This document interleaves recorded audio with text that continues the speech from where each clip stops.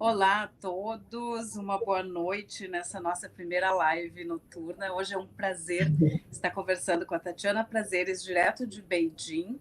Então, para ela é o inicinho da manhã. Agradeço muito que a Tatiana se disponibilizou a falar com a gente tão cedinho. E vou apresentar, hoje a gente vai falar de um tema que é essencial para o Brasil. A gente precisa pensar, e enfim, foi notícia nos grandes portais do mundo. Acho que aqui no Brasil a gente podia ter falado um pouquinho mais sobre isso, que é a Parceria Econômica Regional Abrangente, que é o nome, então, oficial do que se convencionou chamar de maior tratado comercial do mundo.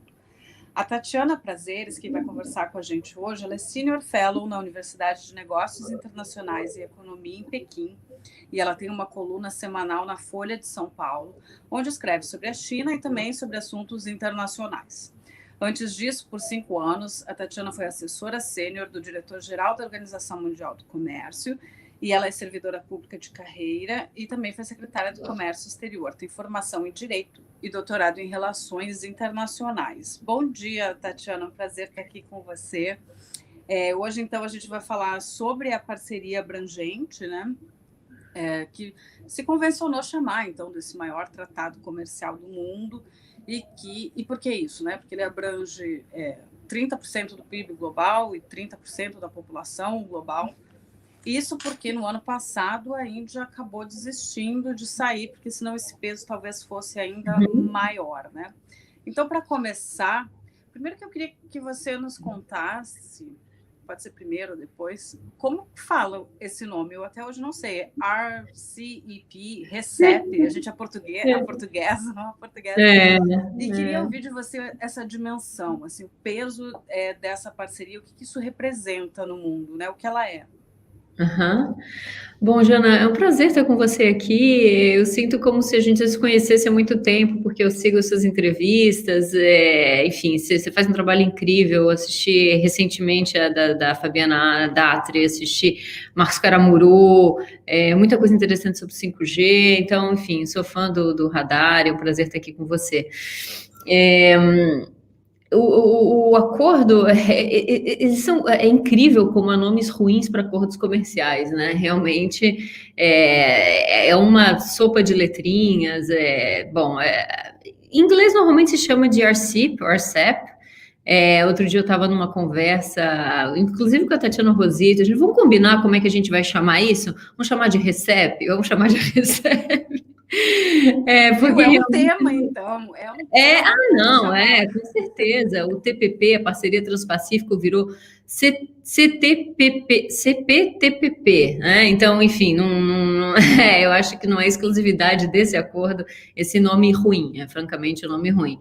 Mas é isso, né? RCEP, Parceria Econômica Regional Abrangente, e é realmente o maior acordo de livre comércio do mundo, né? São 15 países da Ásia e da Oceania. Na verdade, 30%, como você falou, 30% do PIB mundial, 30% da população mundial, 30% das exportações mundiais.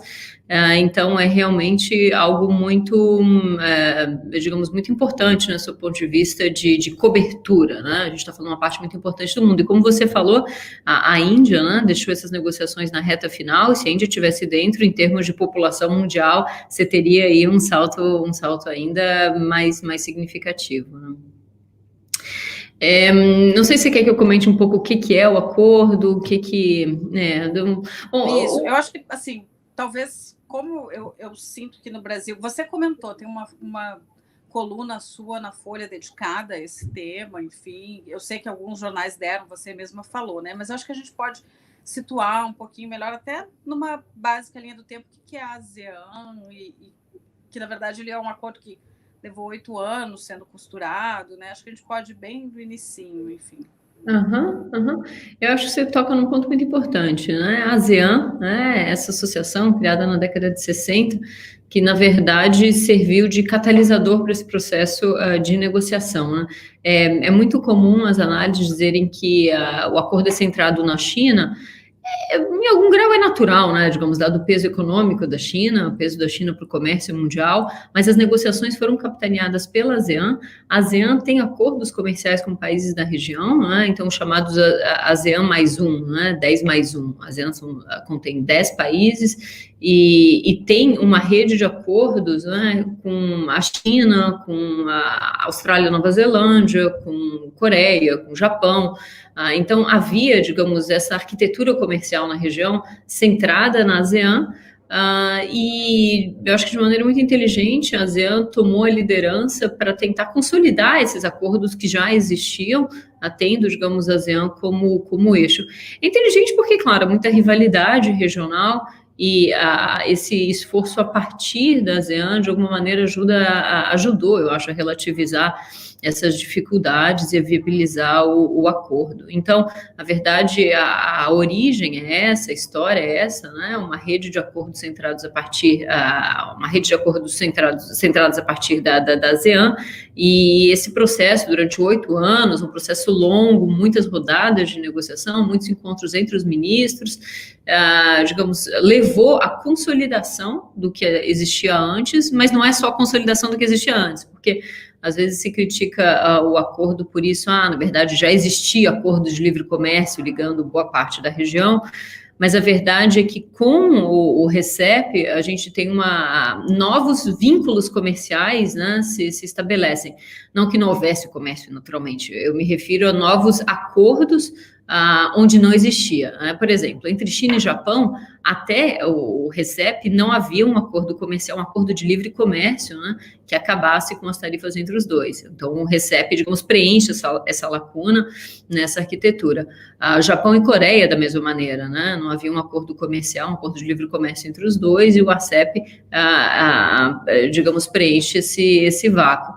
Então, digamos, de maneira muito resumida, o RCEP, ele consolida os acordos que existiam, mas também inova, né, aumentando a cobertura do que já estava incluído nos acordos anteriores, simplificando, a gente pode falar um pouco mais sobre isso, as regras de origem, e estabelecendo principalmente, eu diria, esses vínculos novos entre países como China e Japão, a segunda e terceira maior economias do mundo, né, não é pouca coisa.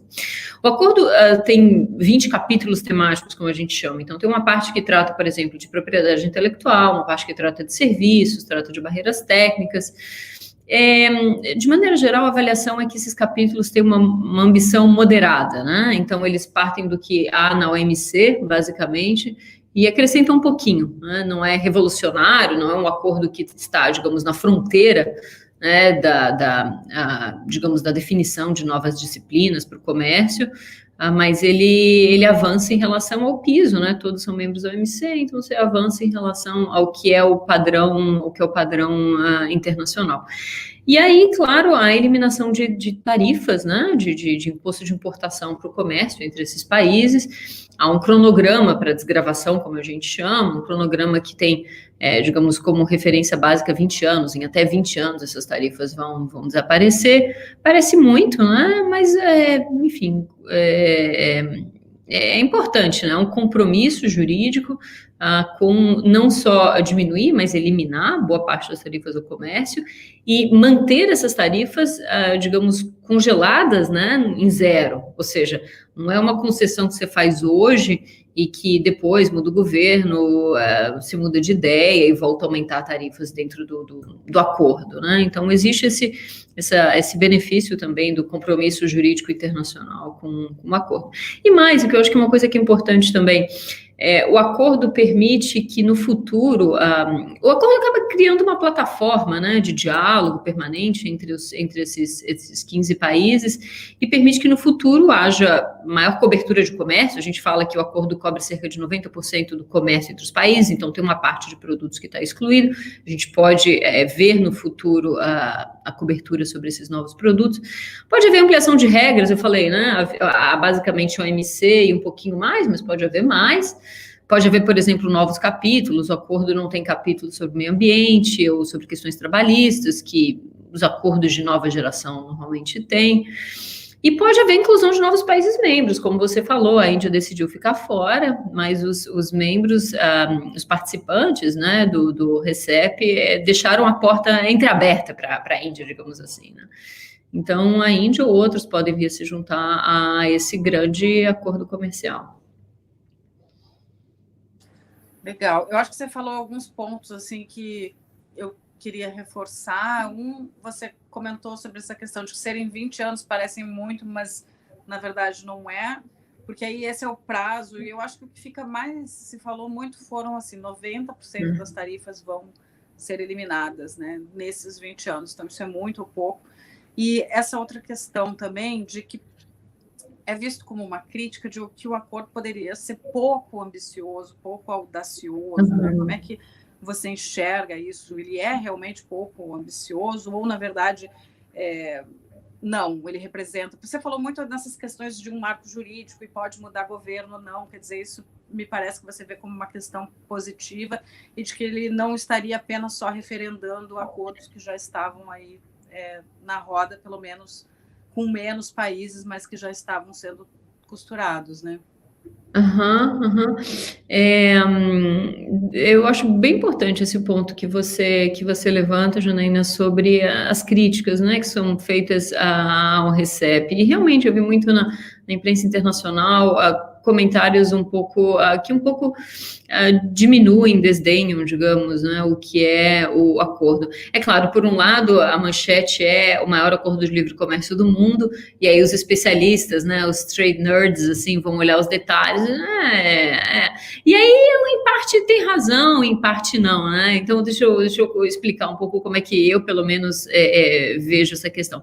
Primeiro, o ponto que você levantou, né, 20 anos para desgravar é muito, é pouco. Veja, um acordo do Mercosul, União Europeia, levou 20 anos para ser concluído, digamos, para ser concluído, para começar um cronograma, aí ainda precisa ser ratificado, internalizado, entrar em vigor, e aí começa a contar um cronograma de desgravação, ou seja, esse processo levou 20 anos. Achar que 20 anos para frente é pouco, é muito, depende, digamos, da perspectiva que você toma, do valor que você dá àquilo, e do fato de que, como a gente estava exatamente mencionando, uma vez que é internalizado o acordo aos ordenamentos jurídicos dos países membros, retroceder é muito difícil, muito custoso, né? Politicamente é realmente muito custoso. Então, essa é uma das críticas que se faz, mas francamente não me impressiona muito, inclusive porque é um cronograma gradual, né? Não é um despenhadeiro, como a gente chama, né? Não acontece nada, não, é algo gradual. Em alguns casos, parece que essas tarifas chegam a 35 anos, né? Entre China e Coreia, como chama em português, os compromissos específicos para tarifas não foram divulgados integralmente. Então, a gente tem essa referência de que, digamos, a referência de 20 anos, mas para alguns produtos é mais longa a desgravação, o período para desgravação. No site da ASEAN, você tem um acordo, o texto do acordo inteiro, mas você não tem os cronogramas específicos da desgravação para todos os produtos. Então, a referência que a gente tem é essa. Mas deixa eu não ser muito técnica aqui e voltar um pouco nas críticas que foram feitas, né? Então, o argumento dos mais céticos é de que o acordo não vai fazer muita diferença, né? Porque, afinal de contas, já existiam acordos antes entre os países do bloco. E aí, o primeiro contraponto a esse argumento não havia entre China e Japão, né? Não é pouca coisa, um acordo de livre comércio entre China e Japão. Isso, por si só, já seria uma grande notícia, né? Um acordo de livre comércio entre a segunda e a terceira economia do mundo. E aí, claro, Japão e Coreia também, que é algo que é realmente muito importante. E a verdade não é só o fato de que, digamos, há um acordo, há esses novos vínculos, essas novas lacunas que são preenchidas. O que eu acho interessante é que há uma organização, há uma simplificação do que antes era o que a gente chamava de prato de espaguete, né? Ou seja, há um emaranhado de acordos comerciais que faz com que seja difícil... Você me perdeu ou não? Você congelou para mim. Não, a gente está te ouvindo. Congelou um pouquinho a imagem, mas o áudio está perfeito. Então, esse acordo simplifica, ordena o que havia antes, né? A gente costuma dizer que na Ásia era um noodle ball, né? Esse emaranhado de acordos comerciais era tão grande aqui, era tão intenso aqui, que fazia com que um exportador que quisesse se beneficiar de um acordo que encontrasse uma série de dificuldades burocráticas para saber qual é a regra que aplica, qual é a tarifa que aplica, qual é a regra de origem que você precisa cumprir para se beneficiar, digamos, de um determinado acordo. Então, há uma organização das regras comerciais na Ásia, e isso favorece enormemente o comércio regional, que já é o comércio regional mais dinâmico do mundo, né? O comércio dentro da Ásia já cresce um ritmo mais acelerado do que no resto do mundo, e esse acordo, digamos, acrescenta uma camada de política pública, né? Há uma dinâmica econômica que já é muito importante. Então, acho que tem uma dimensão econômica desse acordo que é subestimada, e aí eu queria falar um pouquinho de cadeias de valor, né? Por que esse acordo contribui para adensar as cadeias de valor aqui na Ásia? Bom, primeiro, claro, a redução das tarifas, né, ou consolidação, no caso onde não existia, né, redução de tarifas, ou simplesmente ampliação dos acordos pré-existentes, organização dos acordos pré-existentes. Mas talvez o que seja mais importante, Jana, nesse RCEP, é a definição de novas regras de origem para o comércio regional. E aí eu vou pedir um pouquinho da paciência de vocês, mas eu acho que vale a pena explicar isso. As regras de origem são as que definem o que o produto precisa ter para que ele se beneficie dessa preferência tarifária, para que ele se beneficie da redução da tarifa que foi, digamos, negociada, né, no acordo. Então, por exemplo, se um exportador da Malásia quiser vender algo para o Japão, o que esse produto precisa ter, o que processo ele precisa, digamos, ter passado para poder se beneficiar do acordo. Mas, se eu tiver que resumir, o produto não pode ter muito conteúdo dos Estados Unidos, né? Ou seja, se esse produto que sai da Malásia para ir para o Japão for basicamente algo feito de insumos americanos, esse produto não pode se beneficiar da eliminação de tarifas que o Japão ofereceu à Malásia no contexto desse acordo. Então, o RCEP definiu essas regras de origem de uma maneira muito flexível para que basicamente todos os países da região, todo o comércio da região possa se beneficiar dessa eliminação de tarifas. É uma das referências mais baixas que eu já vi em acordos comerciais. Você precisa de 40% de conteúdo local para que um produto se beneficie do acordo. Então, digamos, você pode ter 60% entra no Japão, digamos, com a preferência do acordo. O que é mais interessante é que esses 40% de conteúdo local não precisa ser apenas da Malásia. E isso favorece muito as cadeias de valor, porque você pode ter insumos da Indonésia, do Vietnã, da China, ou seja, a acumulação que a gente chama regional de origem. Então, isso naturalmente favorece que a produção esteja espalhada na região e favorece naturalmente investimentos na região. Então, para quem tem vários fornecedores dentro da região e para quem tem vários mercados de destino dentro da região, essa facilitação das regras de origem, ou seja, você não precisa ter muito conteúdo local para se beneficiar do acordo, você pode contar com insumos, peças e partes, componentes da região para se beneficiar do acordo, é algo que favorece enormemente cadeias de valor. E mais, eu termino aqui essa história de regras de origem, o acordo definiu um único documento de regras de origem, um único certificado de origem. Então, se aquele produto tem o certificado de origem do acordo, ele circula na região, em toda a região, sem depender do certificado de origem de cada país, né?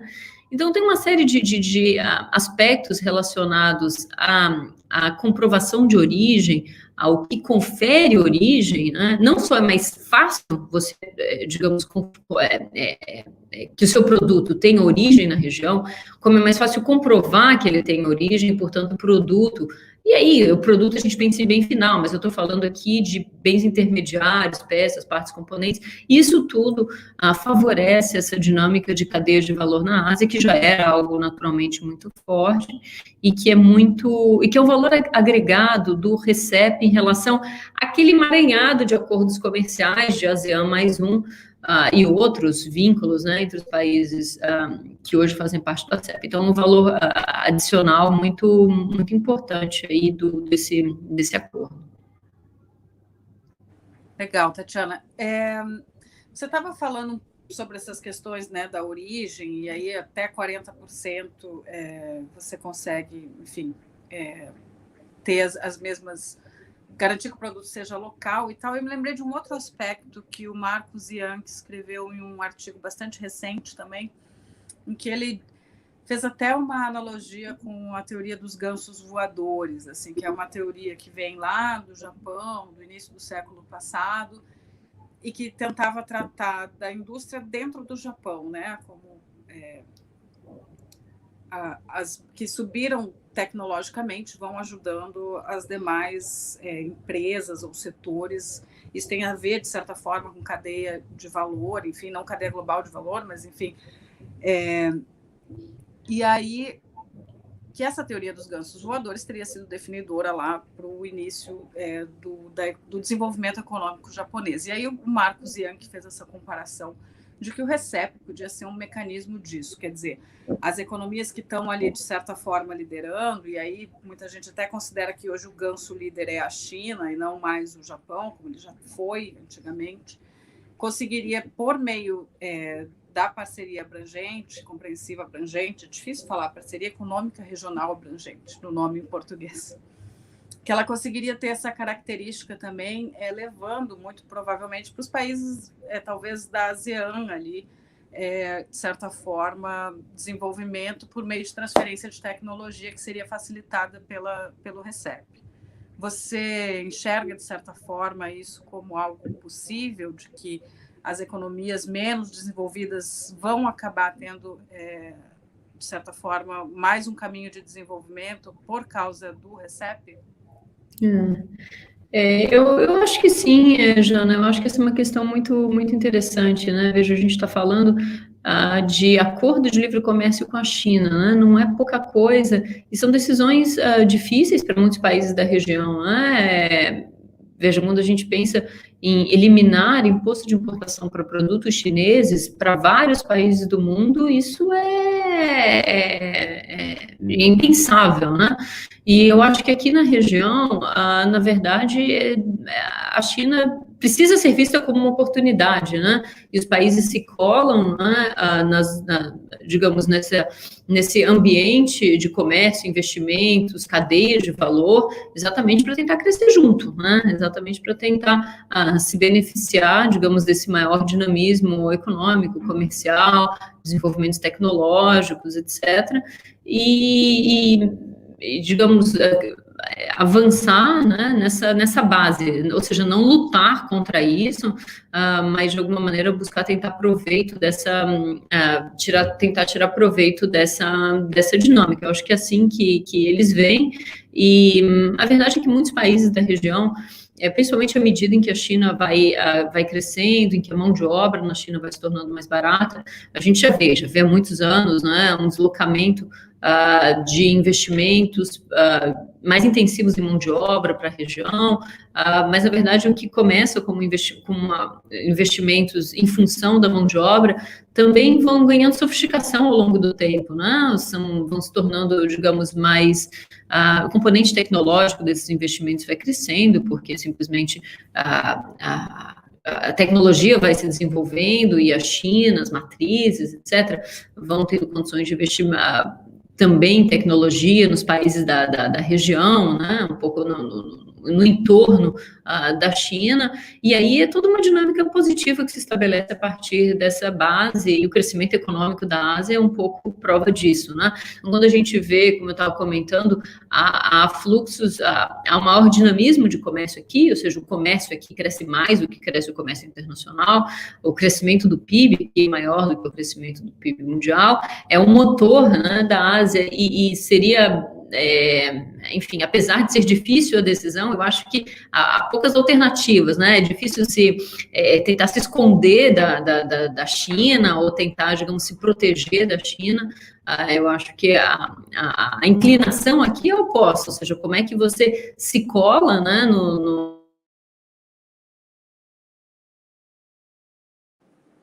Acho que agora deu uma travada no áudio também. Vamos ver se a gente consegue voltar com a Tatiana. Tatiana, cortou um pouquinho o seu áudio, ele travou. Eu acho que agora a gente retomou. Agora eu vejo você. Tá. Então, você estava falando que há uma percepção ao contrário na região, que, na verdade, os países buscam entender como é que eles podem jogar junto com a China, se colar a China. E foi mais ou menos aí que cortou. Se você pudesse retomar a partir dessa parte. Mas eu acho que a mensagem é essa, né? A Ásia é a região mais dinâmica do mundo, o comércio aqui cresce mais do que cresce no resto do mundo, e é natural que os países da região, do entorno da China, busquem explorar maneiras de como aproveitar isso para crescer junto, para se desenvolver junto, para atrair investimentos que vêm da China, para fazer com que esses investimentos ajudem a agregação de valor local, etc.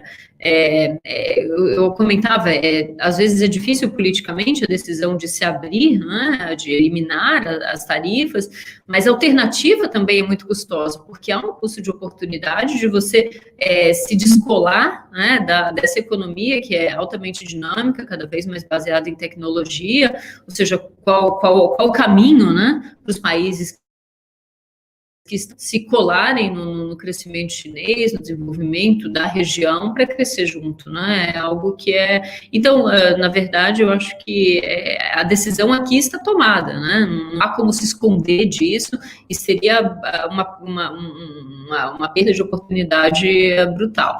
Em outras partes do mundo, essa discussão não é dessa maneira, mas eu acho que aqui na região né? Muitos países têm atraído investimentos chineses, têm crescido investimentos que passaram a ser caros, né, que não fazem mais sentido economicamente na China, etc. Então, essa é uma questão. Eu queria voltar num outro ponto que você tinha mencionado, que enfim, as críticas de que o acordo não seria tudo isso, né? De que não faria realmente muita diferença, porque já havia acordos antes. Eu acho que essa dimensão econômica que a gente está falando, de cadeias de valor, de dinamismo econômico regional, do acordo, digamos, reforçar, né, essa parte econômica, mas eu acho que tem uma questão política, estratégica também, que vale a pena destacar aqui, né? Principalmente no contexto da rivalidade China-Estados Unidos, né? Enfim, os chineses, eu acho que se posicionaram de uma maneira muito importante na região, né? Inclusive com aliados.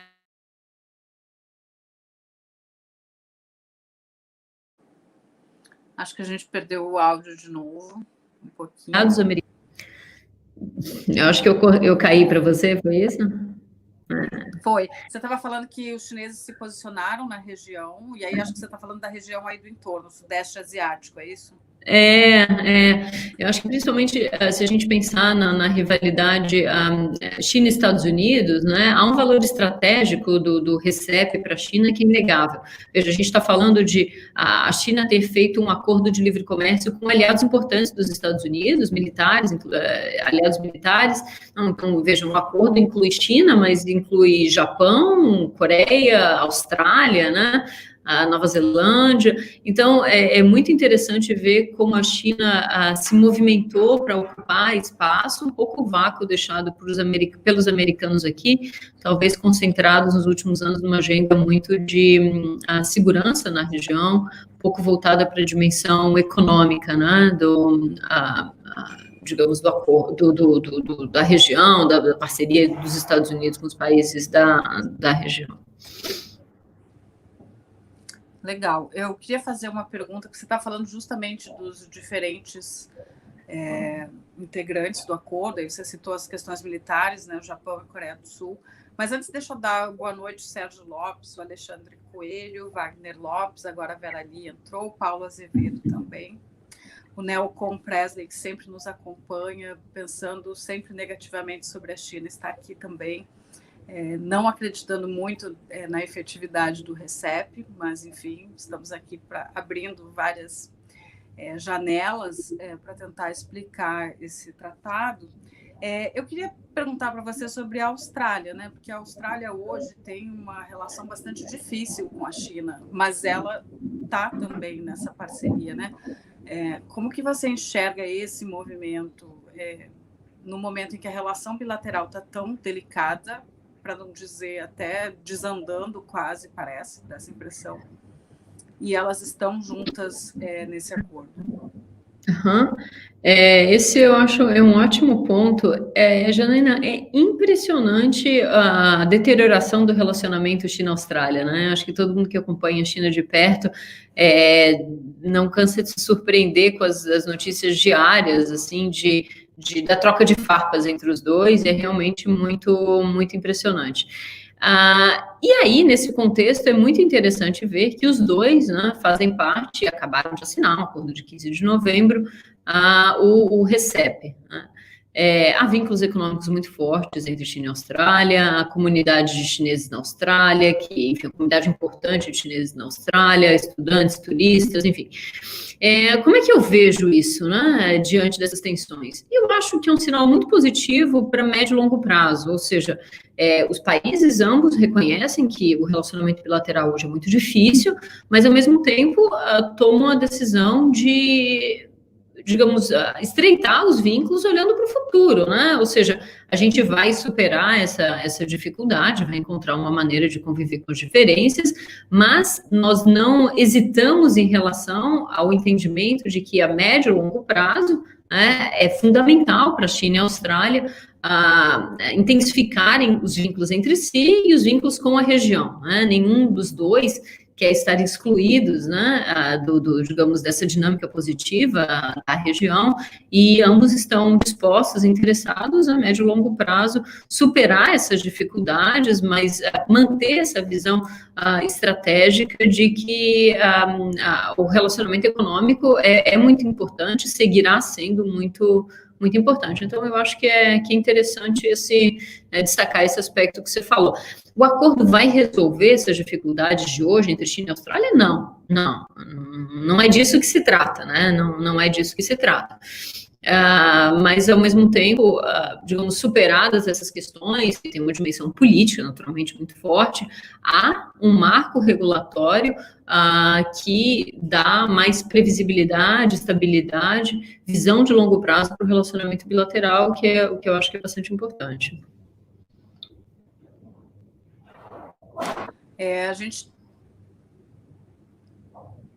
A gente tem também aí outro ator importante no cenário regional, que é a Índia,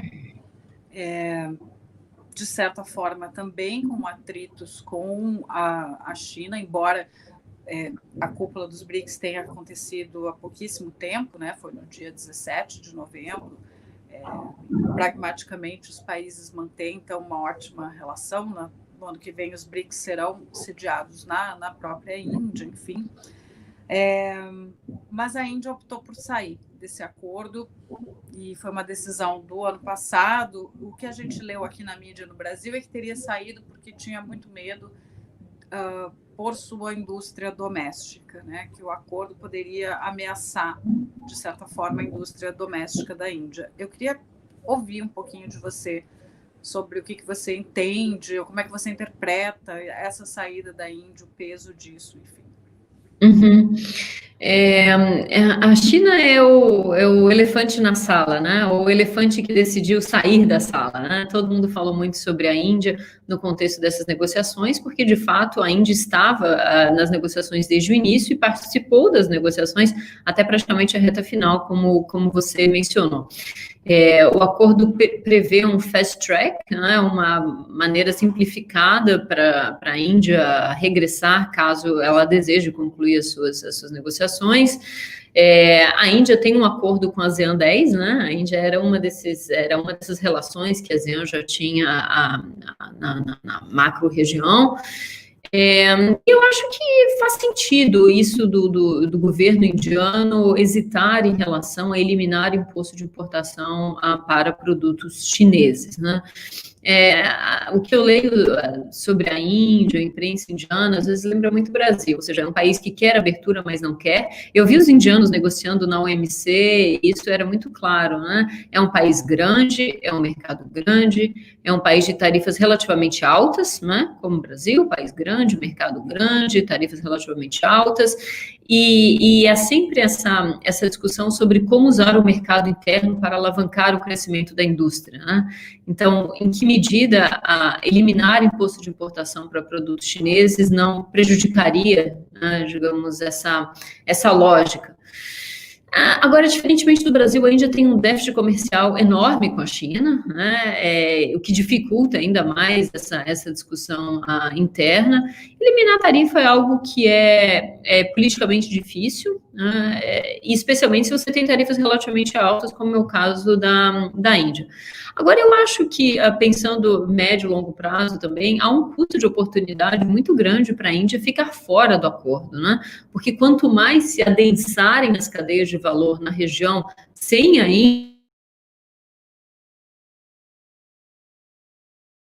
Índia, mais difícil para eventualmente voltar ao acordo, mais difícil fica ela se beneficiar dessa dinâmica positiva da região. Então, eu acho que é difícil antecipar se a Índia vai voltar ou não, por causa dessas questões que eu acabei de mencionar, mas há certamente um custo de oportunidade para a Índia, à medida em que ela corre o risco de efetivamente ficar fora dessas novas relações comerciais que se estabelecem a partir de um acordo que favorece essa dinâmica pré-existente, digamos. Legal, Tatiana. A gente está com, às vezes corta um pouquinho o seu áudio, aí eu fico na dúvida se você ia falar mais um pouquinho, eu estou com medo de cortá-la. Eu não sei o quanto cortou, Jana, mas vamos seguir. Se você achar que precisa voltar, complementar, com o maior prazer. Tá. Eu queria entrar num outro ator aí, já que a gente está falando de atores que são difíceis nesse processo de serem interpretados ou têm relações difíceis ali. A gente tem os Estados Unidos agora mudando, né, o governo a partir do ano que vem, então a administração Biden, e essa arquitetura comercial aí da região com TPP, CTPP, como você falou antes, agora o RCEP efetivamente tendo seu início, enfim, né, foi anunciado pelo Vietnã, que acho que o Vietnã estava na presidência da ASEAN, era isso, né? Presidência nesse ano, enfim. O que a gente pode imaginar aí, então, nessa arquitetura regional e da relação do próximo governo norte-americano? Eu acho essa questão a fundamental, China e Estados Unidos. Então, eu acho que vale a pena fazer uma breve retrospectiva aqui, porque, como a gente mencionou, o Noodle Bowl, né? Ou seja, vários acordos ligando vários países na região. Então, vale a pena um pouco do contexto aqui. Bom, em 2016, na administração Obama, na reorientação para a Ásia da administração Obama, foi fechada a parceria Transpacífica, né? A parceria Transpacífica é mais ambiciosa, né, em termos de regras, aquilo que eu estava falando, né? Com a mais você vai em relação ao piso da OMC, o TPP, como se chama, é efetivamente mais ambicioso, envolve 12 países. Os americanos se empenharam muitíssimo para definir o TPP, digamos, a sua maneira, né? Então, o TPP, digamos, fortaleceria a presença americana e serviria de contrapeso à influência da China na região. Isso é muito, muito claro. Em 2017, num dos primeiros atos do Trump na Casa Branca, ele anunciou a retirada dos Estados Unidos do TPP. Eu lembro de ter lido uma análise dizendo, olha, esse é o presente de posse do Trump para o Xi Jinping, né? Não poderia querer algo melhor do que sair do TPP, que foi algo tão custoso, né, para ser negociado pelos Estados Unidos. O já tinha sido encerrado, concluído, etc.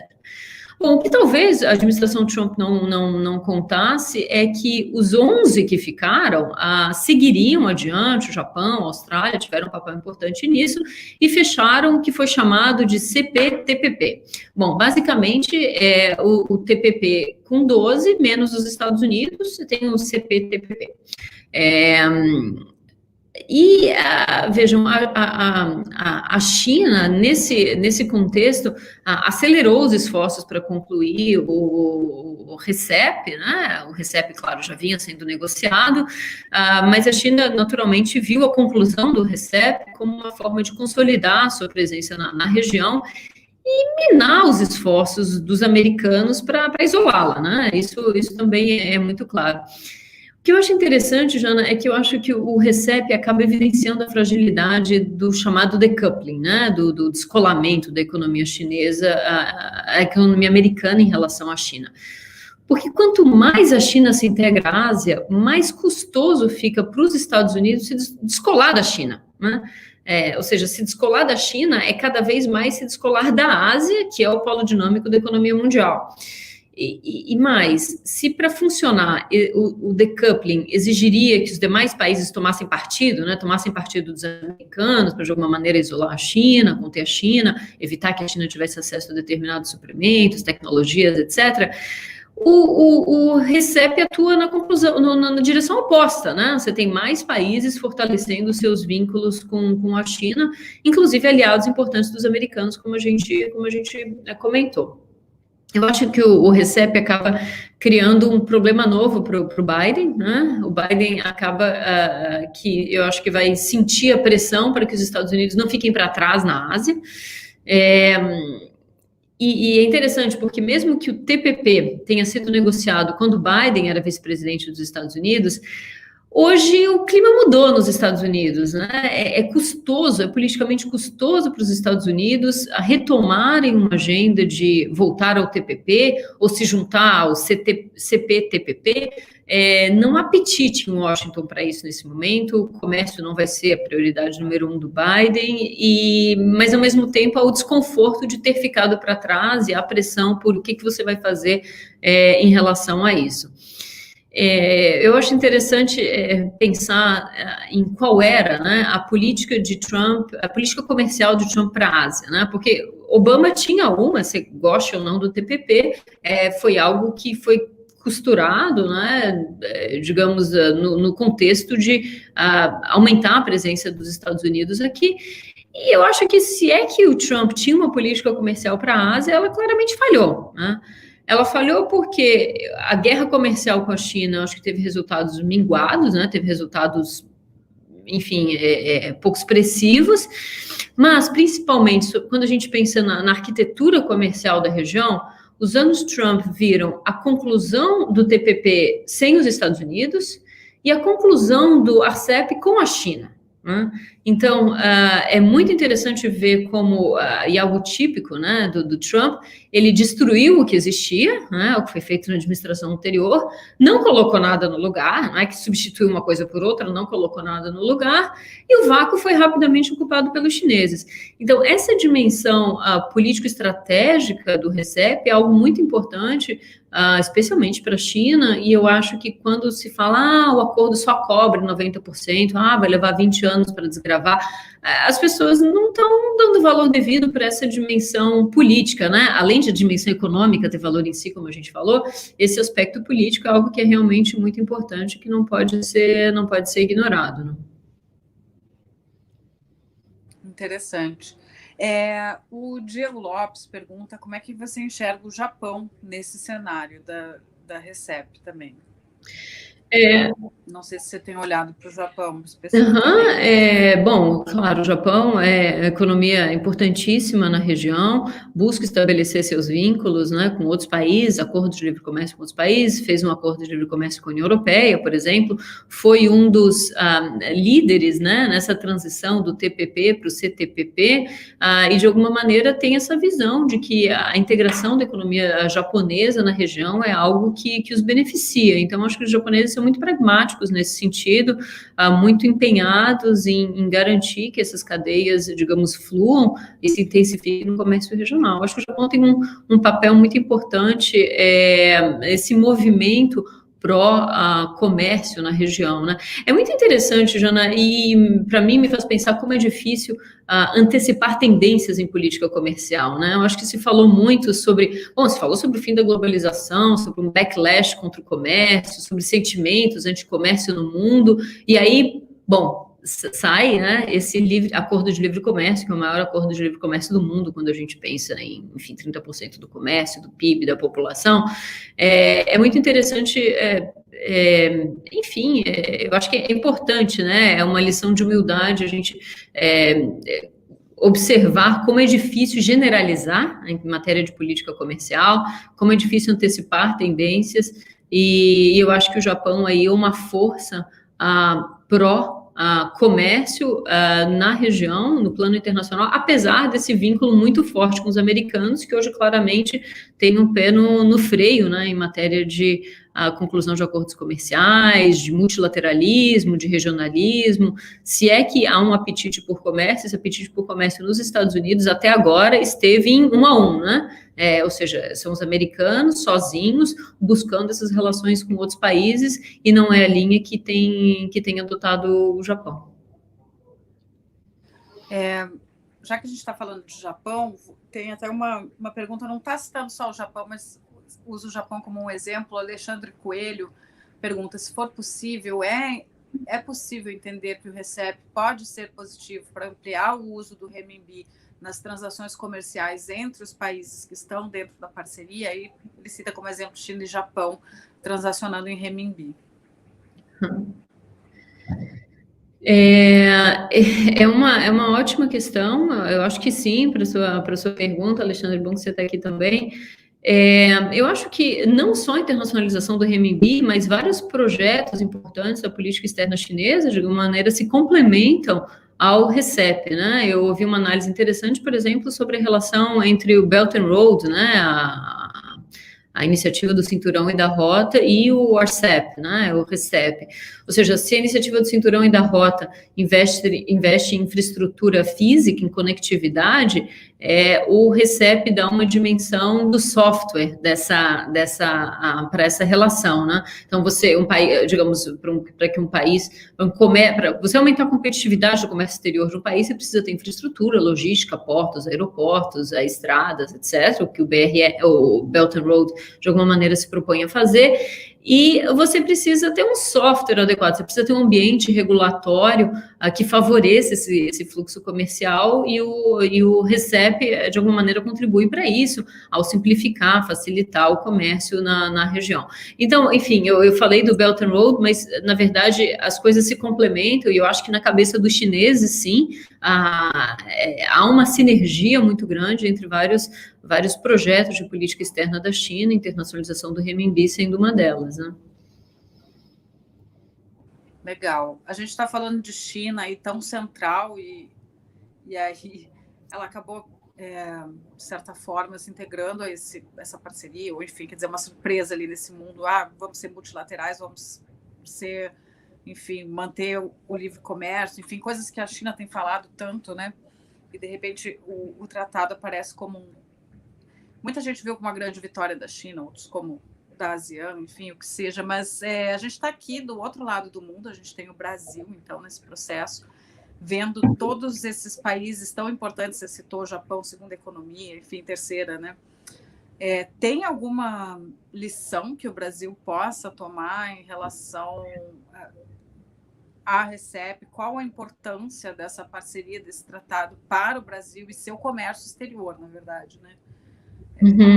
A gente pode se espelhar, a gente pode aprender, a gente pode tirar vantagens no nosso relacionamento com os países integrantes. Como que você vê isso? Eu acho que é uma questão super importante. Eu acho que serve para um pouco abrir os olhos, né, dos países que achavam que exatamente a tendência agora era de menos acordos comerciais e os países mais fechados. Eu acho que há vários sinais que às vezes são contraditórios, é difícil generalizar, é difícil chegar a conclusões nesse momento. A gente fala de nacionalismo econômico, dos países mais voltados para dentro, autossuficiência, né? Essa questão digamos, contar mais com mercados internos, e ao mesmo tempo a gente vê a conclusão de um acordo como esse. Então, eu acho que é importante para o Brasil manter-se atento e seguir no esforço de abertura econômica, de internacionalização da economia, na verdade, acelerar, né? Acelerar esse esforço. Os países do RCEP respondem por 38% do que o Brasil vende para o mundo, né? Quase 40% do que o Brasil vende para o mundo, mas, claro, a China, né, é que digamos, responde pelo grosso disso, né? Sempre que a gente tem a China num grupo, os números, as estatísticas acabam sendo distorcidas pelo peso chinês. Mas se a gente for olhar, 30% do que o Brasil importa do mundo vem dos países da RCEP. Eu acho que o principal impacto para o Brasil, se a gente for pensar, tem a ver com o fato de que o acordo favorece a intensificação das cadeias intra-regionais, favorece o comércio intra-regional, e que passa a ser mais difícil para quem está fora entrar, né? Eu acho que é inevitável, isso é um problema não só para o Brasil, é um problema para todo mundo. O fato se a gente for olhar o perfil das exportações brasileiras para a região, é menos problemático, né? Porque o que a gente vende para a região não é algo que, digamos, vai ser tão diretamente afetado por essa dinâmica de intensificação de cadeias de valor, né? Os produtos, se a gente for olhar a pauta de exportação do Brasil para a China, o RCEP não vai ter uma influência grande sobre isso. Então, tem esses dois lados, né? Acho que para países que são mais competitivos em produtos de maior valor agregado, que estão em cadeias de valor na Ásia, você pensa nos europeus, nos americanos, etc., há um risco de deslocamento de comércio, né? Há um risco de que as empresas prefiram fornecedores locais, né? Locais, eu digo, da região, da grande região do RCEP, em função das vantagens. O Brasil, que está menos inserido nessas cadeias de valor, digamos, o risco é menor. Mas o que eu acho importante do RCEP, já nesse contexto, eu vejo como uma oportunidade de um olhar mais atento para a Ásia, né? É um olhar mais atento para a região. O Brasil não pode seguir olhando a Ásia como algo muito distante, né, da sua realidade. Como a gente falou, o dinamismo asiático, de alguma maneira, precisa beneficiar o Brasil precisa pensar como tira proveito, né, nessa dinâmica econômica positiva da região. Eu acho que há uma tensão entre uma agenda ofensiva do agro e uma agenda muito defensiva da indústria, né? Eu participei recentemente de um evento importante da CNI, um palestrante, não era da CNI, um convidado, fez um comentário que dizia basicamente, olha, a gente tem que pensar uma maneira de ocidentalizar a produção, ocidentalizar a indústria, ou seja, evitar que a Ásia, de alguma maneira, ocupe o espaço da indústria no Ocidente. E aí você pergunta, assim, como é que você gira a roda da história para trás, né? Como é que você... Não é possível, né? Não é possível. Vejam, eu não estou aqui diminuindo a importância, a seriedade, né, dos interesses defensivos da indústria. Eu acho que a indústria brasileira passa por uma situação extremamente complicada.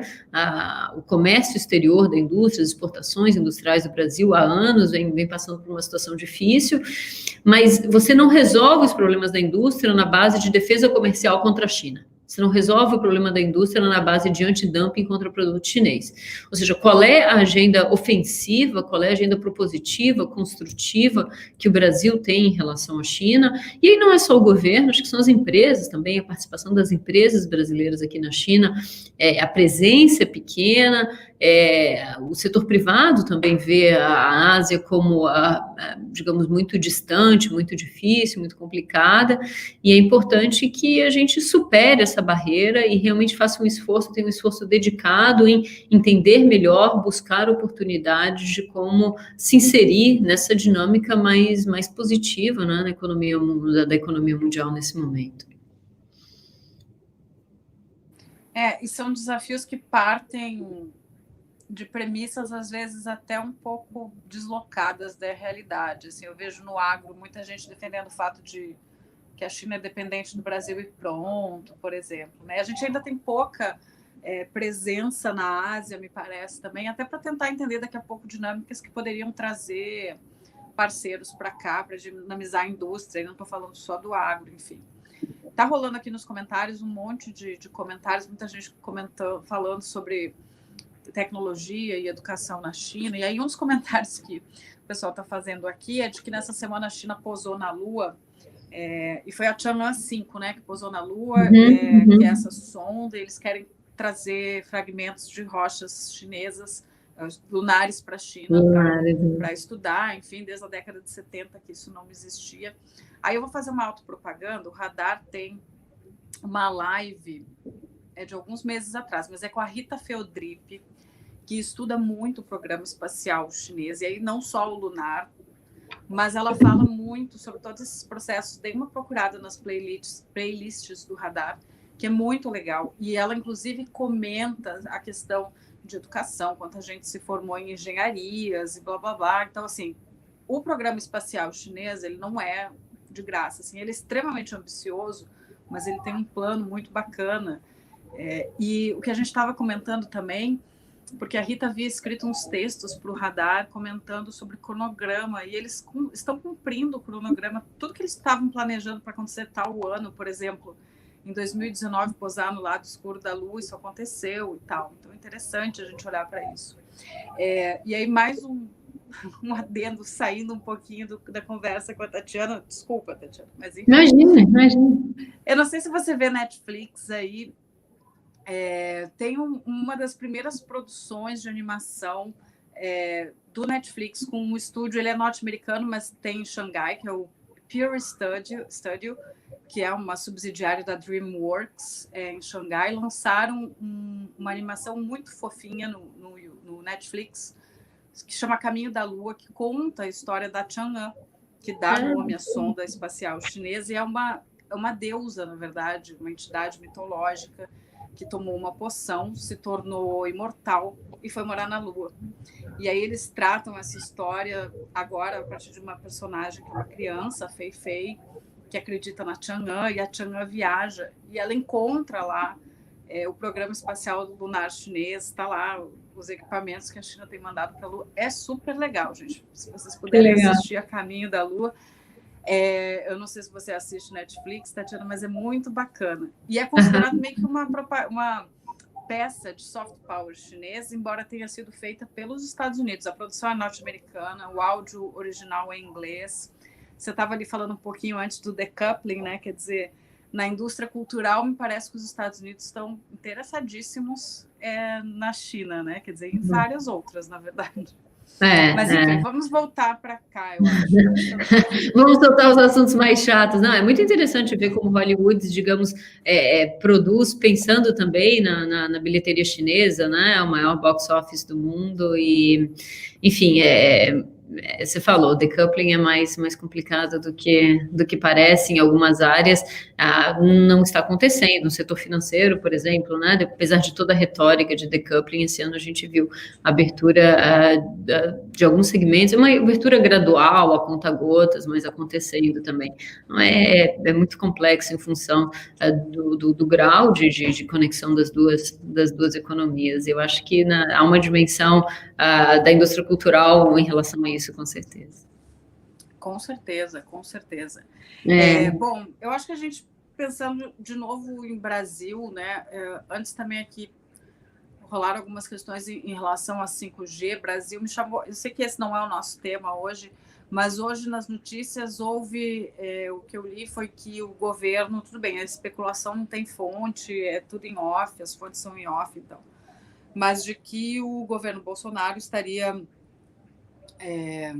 tendendo a não barrar a Huawei aqui no Brasil devido a clamores ali de diferentes setores. E aí cito o agro e as teles entre esses setores, que estaria dizendo, olha, não vai ser uma estratégia inteligente se barrar a Huawei do 5G. Assim, E eu trago esse exemplo muito porque eu acho que também é um jeito de o Brasil olhar para a China mais globalmente, me parece, né? Na semana passada, você deve ter acompanhado o lançamento do estudo Bases para uma Estratégia de Longo Prazo do Brasil Claro. para a China, em que a Tatiana Rosito, que é a autora, né, ela se posiciona assim, quer dizer, a gente tem que olhar também em tecnologia para a China, e o que a gente tem que ter é regulação que nos garanta a segurança.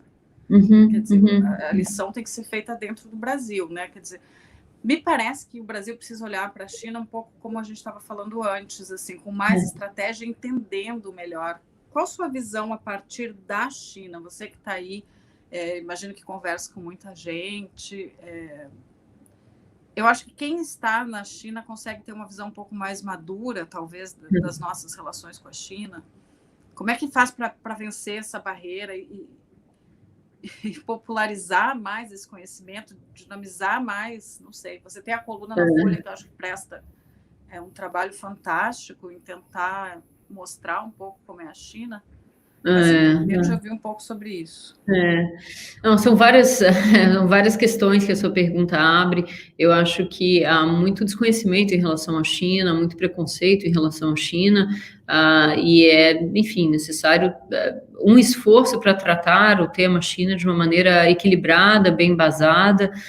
As pessoas estão eu sinto muita ansiedade em ter opinião sobre as coisas sem informação e sem análise. Assim. Então, você pula informação, análise, vai direto para a opinião, as pessoas se abraçam às suas próprias e dificulta muito um diálogo, como você falou, construtivo, maduro, né? 5G, naturalmente, é um tema super importante, ao mesmo tempo muito sensível no relacionamento bilateral. Eu acho que o Brasil precisa avaliar realmente, fazer uma relação enfim, vantagens e desvantagens, né? Inclusive porque o Brasil não é o Reino Unido, né? Para pagar, digamos, não só abrir mão da tecnologia para os próximos anos, atrasar o processo de desenvolvimento e implementação de 5G, mas também para trás, né, você, digamos, desentranhar, digamos, a sua rede, a sua infraestrutura de equipamento de uma determinada companhia, de uma determinada empresa, é algo custoso, e, afinal de contas, o que você está querendo preservar, né? Qual é o interesse de política pública que você quer proteger aqui? Então, eu acho que essa relação precisa ser avaliada com cuidado e principalmente nessa dimensão, ou seja, no que consiste a preocupação, como é que você adota, né, as salvaguardas tecnológicas, os critérios técnicos corretos para proteger o interesse que seja legítimo, né? E aí, naturalmente, a maneira de fazer isso não digamos, restringindo a participação de uma empresa ou de empresas de um determinado país. Se a preocupação é aquela, a preocupação se aplica independentemente da origem do país, independentemente da natureza da empresa, ou seja, você tem que definir critérios que sejam neutros do ponto de vista do que você quer proteger, com clareza de qual é a sua preocupação e qual é a medida necessária a garantir aquele resultado, para que você não adote algo que seja mais do que o necessário, porque sempre que for mais do que necessário é custoso para alguém, e não vai ser custoso para o consumidor, porque naturalmente as tags repassarão isso para o consumidor, será custoso para a economia brasileira, que vai demorar para se internacionalizar, para, digamos, dar esse salto tecnológico que precisa. Então, acho que, e aí eu volto ao começo dessa minha fala aqui, que tem a ver com informação e análise, né? Eu acho que nessa matéria 5G as pessoas, enfim, então, há muita gente muito pronta a adotar posições muito apaixonadas sobre o assunto, pulando essas etapas aí que eu acho que são muito importantes. Se a gente chamar por apaixonado ou ideológica, quer dizer, a gente está levando para um outro campo que necessariamente não vai ser o mais racional, né? E aí acaba colocando o Brasil também na berlinda, de certa forma, né? Até porque você acaba, de repente, tomando decisão dentro de um governo que o próximo vai reverter e o que vai acontecer é só atraso, enfim, quer dizer. Mas, enfim, essa notícia de hoje, de que o governo estaria tentado a ouvir esses diferentes setores, de certa forma, trouxe um alento, porque aí, quem sabe, volta para a seara técnica essa discussão E aí eu acho que toda a discussão de segurança, de como é que os leilões vão ocorrer, são as discussões que efetivamente importam, né? Quer dizer, então, assim, quem sabe a gente respira aliviado nesse dezembro, pelo menos nesse campo, já que as questões são... Não sei se vai se resolver agora, não sei, mas eu acho que há sinais importantes aí de valorização da dimensão técnica dessa decisão, que é algo que é importante. Não, mas eu digo de respirar aliviado, assim, a gente acaba o final do ano com uma esperança de que a decisão possa ser mais técnica, enfim, não que necessariamente ela vá acontecer. Agora, o leilão provavelmente seja no ano que vem, né? Assim, já deveria ter sido em 2020, aí no finalzinho do ano passado já se dizia que ele deveria pular para 2021 e efetivamente, pré-pandemia já se dizia que ele devia pular para 2021. Deixa eu ler aqui o que o Igor Patrick está falando. O Igor Patrick é jornalista, morou na China há muito tempo, faz mestrado, estuda China e ele comanda junto com o Lucas Padilha e a Maria Rosa um podcast muito bacana, sai todas as quintas-feiras, mas está nas redes, que é o Pagode Chinês. Então, vocês também procurem. Deixa eu ler o que o Igor está falando.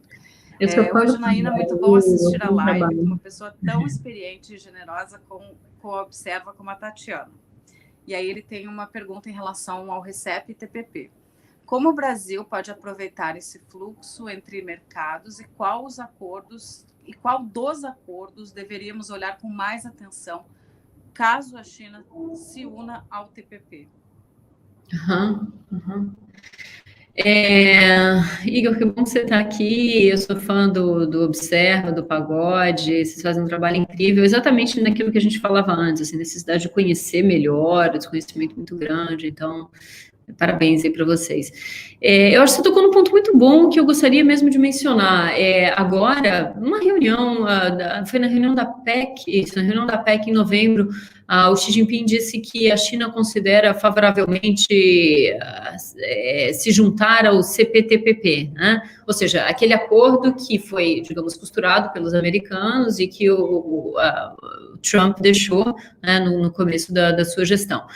E aí a pergunta é factível, né? Ou seja, seria possível para a China se juntar ao CTPP, que realmente tem um nível de ambição maior, são regras mais duras, né? Mais a maneira com que os americanos gostariam que o comércio na região fosse regulado? E aí é uma questão muito interessante. Alguns dizem que há dificuldades importantes, isso tem a ver com o fato de que o CPTPP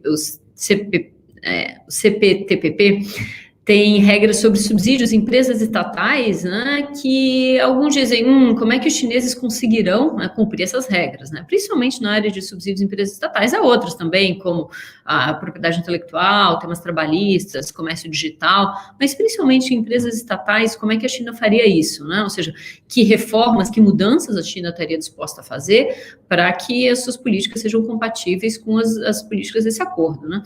Alguns dizem, não, estão exagerando, é possível, etc. Alguns, os mais reformistas aqui, dizem, olha, isso inclusive ajudaria a China a fazer alguns ajustes de rumo que já quer fazer, etc. Mas, ao mesmo tempo, você tem sinais dizendo que, o Xi Jinping dizendo que a gente quer que as nossas empresas estatais sejam maiores, melhores, etc. Então, como é que você concilia, né, essas mais fortes, stronger, better and bigger? Então, como é que você reconcilia essas questões? O fato é que eu acho que para a China é uma janela de oportunidade, caso ela efetivamente queira. Porque se os chineses querem, é um pouco agora ou nunca.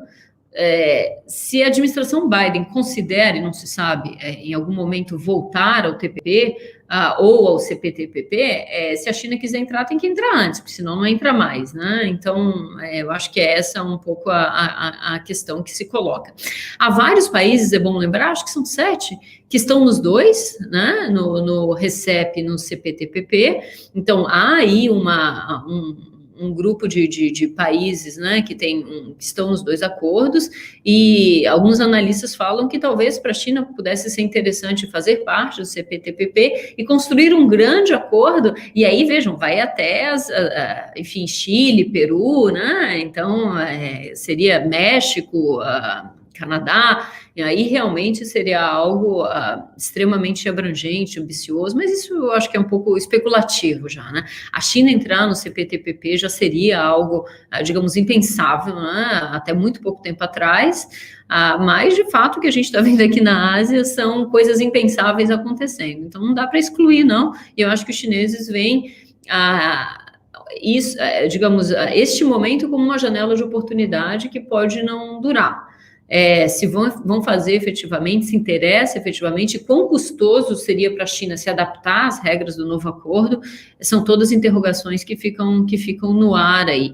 Qual acordo o Brasil deveria prestar mais atenção? Tem que prestar atenção em tudo, fazer os seus próprios acordos, mas independentemente de acordos de livre comércio com a Ásia, a presença aqui na região é importante. Vejam, na Ásia hoje, as barreiras de entrada aos produtos brasileiros não são tarifas, né? Não são relacionadas, não dependem de um acordo de livre comércio, não é disso que se trata. Então, é importante pensar quais são as estratégias de inserção das empresas na região. É possível que acordos entre governos favoreçam, criem um ambiente que propício a essa presença maior de empresas brasileiras aqui, parcerias na área de tecnologia, principalmente, sem dúvida, mas acho que não é um acordo de livre comércio com a região que digamos, que que vai mudar a natureza do comércio bilateral ou do comércio do Brasil com a região. Não significa que o Brasil não deve fazer nada também, né? Não é isso que eu estou falando. Acho que o Brasil explora a possibilidade de acordo de livre comércio com Singapura, com Coreia do Sul. Eu lembro, tinha estudos sobre isso. Acho que é importante avançar nisso, mas a gente também não pode se iludir que um acordo de livre comércio vai mudar a dinâmica do comércio bilateral. O Brasil tem questões de competitividade muito, muito sérias que, digamos, não são relacionadas a comércio exterior, né? Elas se evidenciam, né, no nosso comércio exterior, no perfil da nossa pauta, etc. Mas é um dever de casa muito grande que precisa ser feito.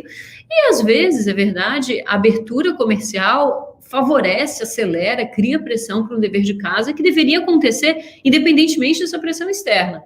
Mas em alguns casos a pressão externa agiliza, né? Favorece, cria pressão, digamos, fortalece uma onda de reforma, né? Que ajuda na competitividade da economia, em especial da indústria brasileira. Bom, a gente já foi aqui há mais de 1 hora, a gente está em 1h12 quase, então já é meio que tempo de irmos dando tchau. Eu fiquei com uma dúvida, e aí, assim, realmente não sei, queria te ouvir sobre isso. Se a China decide que essa janela de oportunidades para ingressar no CPTPP é agora, vamos lá. As concessões e as reformas que ela precisa fazer são maiores ou menores a entrada dela no OMC? Nem é comparável? Como é que você enxerga? Eu acho que... Porque na OMC parece que ela se beneficiou muito. Foi, não, sem dúvida, é essa. A gente está acabando, você tem 1 minuto, agora fala sobre a China na OMC. Não, mas não tem limite de tempo, não. Só avisei que a gente eu não vou, imagine, não, mas é porque é uma questão fascinante, enfim, eu, né, trabalhei muitos anos no OMC, estudei minha vida inteira no OMC, então a China pagou caro para entrar na OMC. A China entrou depois num clube que já existia e quem fazia parte do clube exigiu, né, cobrou caro pelo bilhete de ingresso, que é absolutamente natural. A China ganhou muito, né, com o ingresso no OMC. O ingresso no OMC favoreceu uma série de reformas internas na China, acelerou esse processo, exatamente, acelerou as reformas que, digamos, beneficiaram a economia chinesa. O mundo se beneficiou do ingresso da China no OMC. Às vezes as pessoas não gostam de falar disso, porque, afinal de contas, né, quem sofre com as importações chinesas, na verdade, culpa o ingresso da China na OMC por esse processo. Eu acho que o ingresso da China no CPTPP seria menos custoso, menos dramático, digamos, do que foi o ingresso da China na OMC, né, há 20 anos atrás. Então, mas ao mesmo tempo teria, e eu li uma análise exatamente nesse sentido, assim, em outra escala, em outra proporção, teria esse mesmo efeito, né, de você forçar algumas reformas internas que beneficiam a economia, que são difíceis, politicamente custosas de fazer, mas às vezes com incentivo externo, digamos, são favorecidas. É um pouco a conversa do ingresso do Brasil na OCDE, né? Muitas coisas boas, digamos, que o Brasil já precisaria fazer, que a rigor não precisaria da OCDE para fazer, mas na prática precisa, porque não estão acontecendo, né? Não estão acontecendo. Então, acho que é um pouco essa dinâmica. É a mesma lógica, mas eu acho que a gente está falando aqui de graus diferentes. Legal, Tatiana. O Igor te agradeceu a sua resposta. E, Igor, muito legal que você está aqui. Eu também sou super fã do pagode chinês, da Observa China. Eles estão, aliás, no Instagram como @pagodechinês, e a Observa tem também Instagram e está super presente no LinkedIn para quem quiser seguir. A Observa tem encontros que são fechados aos sábados pela manhã e às segundas-feiras à noite, sempre com convidados muito legais. Então, fica o convite aí, já que tinha que achar um jeito de, na live, as pessoas que estão assistindo poderem falar. Então, estou fazendo a propaganda aí pelo Igor. Obrigada pela presença. Tatiana, queria te agradecer muito. A gente está em 1h15 já. Eu imagino que ao longo de 2021 a gente possa se ver de novo, talvez ao vivo, talvez não. Eu morro de saudade de Pequim. Ia ser ótimo poder te entrevistar aí, cara a cara, né? Enfim, mas muito, muito obrigada. A Tatiana também escreve todas as semanas na Folha. A gente até tinha conversado um pouquinho antes de duas outras colunas que ela fez, que também são super relevantes, e não dá para tratar de tudo, assim. Questão de China e ambiente, as promessas da China em relação ao carbono, enfim. Mas acompanhem na Folha, porque são sempre temas centrais nessa política econômica, na política chinesa, na geopolítica. Então, é uma janela muito importante para a gente ter um brasileiro que está na China, uma brasileira que está na China, olhando, percebendo não só quais são os temas mais relevantes, mas percebendo esses temas relevantes e conseguindo traduzir de forma a que o Brasil entenda se pode ou não se beneficiar, ou se aquilo é uma ameaça ou não para o Brasil. Enfim, acho que esse é um papel muito importante dos brasileiros aí, né, Tatiana? Entender os reflexos que tem para a gente.